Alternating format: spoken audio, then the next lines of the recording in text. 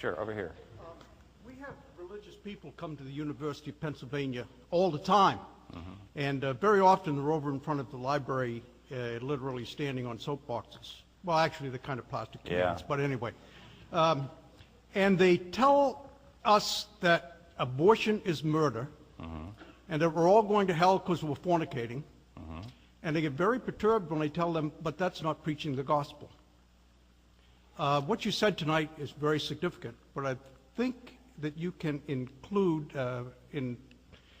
as we nearly close, what is the gospel?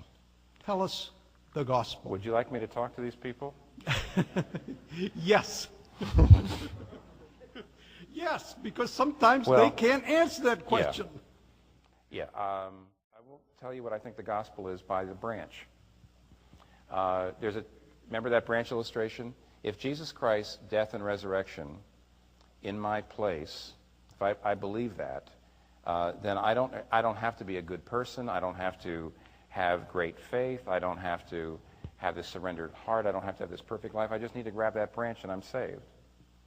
And on the other hand, a person who is got no doubts, and I know I'm living a good life, and I'm not fornicating, and I'm not having abortions, and I'm not, and I'm obeying the Ten Commandments, and you're filled with pride, and you therefore are not merciful to those who doubt. You look at people who doubt and say, why can't you be like me?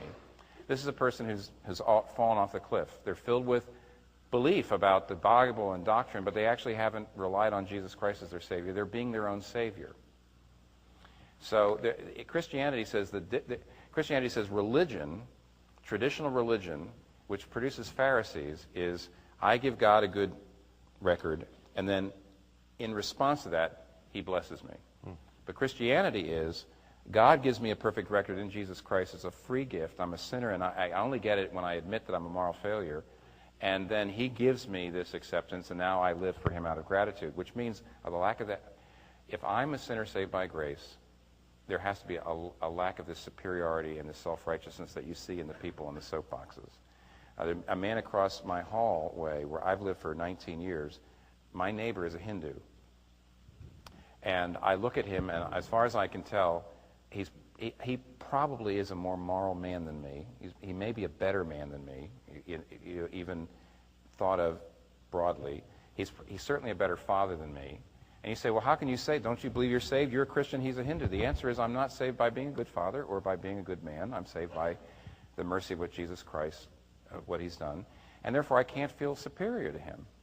There's a tendency, because my heart is sinful and self-centered, there's a tendency to use my Christianity to feel like, why don't you people have the truth? But the gospel takes me out of it.